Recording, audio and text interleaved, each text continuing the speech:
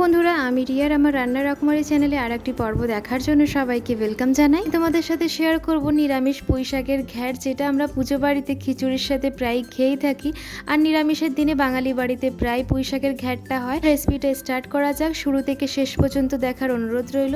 এইদিকে পুঁই শাকের পাতাগুলোকে ছোট ছোট করে ধুয়ে আলাদা একটা প্লেটে রেখে নিয়েছি। আর এইদিকে পুঁই শাকের ডাঁটা, কুমড়ো, আলু আর গাজর আর পটল আমি সমস্ত রকমের সবজি মিক্স করে পুঁই শাকের বানাবো। আর এদিকে রয়েছে টমেটো আর আদা বাটা। প্রথমে দিয়ে দিলাম একটা শুকনো লঙ্কা আর তেজপাতা, আর 1.5 চামচ মতো দিয়েছিলাম 5 ফোড়ন। 5 ফোড়নটা একটু ভাজা ভাজা হয়ে গেলেই এবার দিয়ে দিচ্ছি আলু আর গাজরটা। আলু আর গাজরটা একটু শক্ত, একটু গলতে সময় লাগে, তার জন্য আলু আর গাজরটাকে আমি প্রথমে দিয়ে একটু লাল লাল করে ভেজে নেবো, মানে 20% মতো হালকা হালকা করে ভেজে নেব। ভাজা হয়ে গেলে এইবার দিয়ে দিলাম পুঁই শাকের ডাঁটাটা। কেন কি ডাঁটাটাও একটু শক্ত হয়, তার জন্য আলু, ডাঁটা, গাজরগুলোকে একসাথে সমস্ত কিছুকে ভেজে নেব। 50% ভাজা হয়ে যাওয়ার পরেই আমি দিয়ে দিচ্ছি পটল। এবার পটলটা 2-3 মিনিট নাড়াচাড়া দেওয়ার পরেই আমি সবার শেষে দিয়ে দেবো কুমড়ো। কেন কি কুমড়োটা ভীষণ ভালো, খুব সহজেই গলে যায়, তার জন্য আমি সবার শেষে কুমড়োটাই দিচ্ছি। এবার 2 মিনিট পরে আমি দিয়ে দিচ্ছি আদা বাটা। আদা বাটা দিয়ে 1-2 মিনিট ভালো করে মিক্স করে নেওয়ার পরে আমি দিয়ে দেব জিরে বাটা। আমি জিরের পাউডার ব্যবহার করিনি, আমি জিরেটা শিলনোড়ায় বেটে নিয়ে আমি দিয়েছি। পাউডার দিলে কিন্তু পুঁই শাকের টেস্টটা তেমন আসে না যতটা বাটাতে আসে। আর সামান্য পরিমাণ দিয়েছিলাম আমি একটু সবজি মশলা যদি না থাকে তাহলে স্কিপ করে যেতে পারো। তারপরে দিয়ে দিয়েছিলাম টমেটো কুচি। শেষে দিয়ে দিলাম শাকগুলো লাস্টেই দিলাম, কেন পুঁই শাকটা খুবই কচি ছিল, তার জন্য খুব সহজেই গলে যাবে। এবার কিছুক্ষণ নাড়াচাড়া দেওয়ার পরেই আমি এতে জল দিয়ে দেবো। যারা আমার রেসিপি বা ভিডিও দেখছো, প্লিজ ভালো লাগলে একটি লাইক করে দেবে। তোমাদের একটি লাইকে কিন্তু আমরা আরও বেশিভাবে মোটিভেট হই।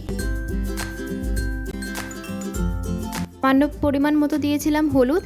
এইবার আমি হাতা ধোয়া জল দিয়ে দেবো। হাতা ধোয়া জল সব তরকারিতে গেলে নাকি তরকারির স্বাদটা আরও দ্বিগুণ হয়েছে, তার জন্য আমিও হাতা ধোয়া জলটা দিলাম। জলটা পরিমাণ মতো দেবে, যে যতটা ঝোল খাওয়া। আমি পুঁই শাকটা একটু শুকনো শুকনো আমাদের বাড়িতে খাওয়া হয়, তার জন্য আমি অল্প পরিমাণ মতোই ঝোলটা দেবো, যাতে সমস্ত রকমের সবজিগুলো গলে যায়। এইবার আমি ঢেকে দিলাম। মিনিমাম 2 মিনিট পরে দেখলাম ভালোভাবে জাল উঠে গেছে। চেক করে নেব যে সমস্ত সবজিগুলো গলেছে কিনা। দেখলাম আলু আর গাজরটা গলেনি, কুমড়োটা প্রায় গলে গেছে, আর ডাঁটাটা একটু শক্ত আছে, তার জন্য আমি আবার ঢেকে দেবো। মিনিট পরে দেখলাম প্রায় সবজিগুলো গলে গেছে। এবার খুন্তির সাহায্যে আমি কিছু সবজিকে গেলে দেবো, মানে একটু ঘেটে দেবো, কেন পুঁই শাকে তো একটু মাখো হবে, তার জন্য খুন্তির সাহায্যে পটল, আলু আর গাজরগুলোকে একটু ঘেটে দিচ্ছি। চ্যানেলে যদি নতুন বন্ধু হয়ে থাকো, প্লিজ চ্যানেলটিকে সাবস্ক্রাইব করে দেবে।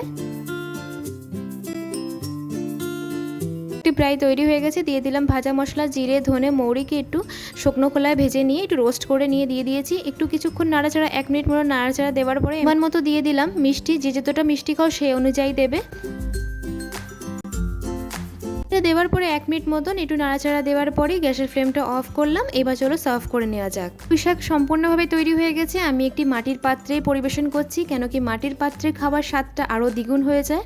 আর মাটির পাত্রে খাওয়াটা খুবই আমাদের শরীরের পক্ষে ভালো, তার জন্য আমি মাটির পাত্রেই সার্ভ করেছি। কিন্তু এই পুঁই শাকের রেসিপিটি অবশ্যই ট্রাই করো, আশা করি তোমাদের ভীষণ ভালো লাগবে। যদি ভালো লেগে থাকে, আমার চ্যানেলে যদি নতুন সদস্য হয়ে থাকো, চ্যানেলটিকে অবশ্যই সাবস্ক্রাইব করে আমার পাশে থাকার জন্য পাশে থাকা বেল আইকনটিকে অবশ্যই প্রেস করে দেবে, যাতে আমি নতুন রেসিপি দিলে প্রথমে যেন নোটিফিকেশনটা তোমাদের কাছে যায়। নতুন একটি রেসিপি নিয়ে আবার দেখা হবে।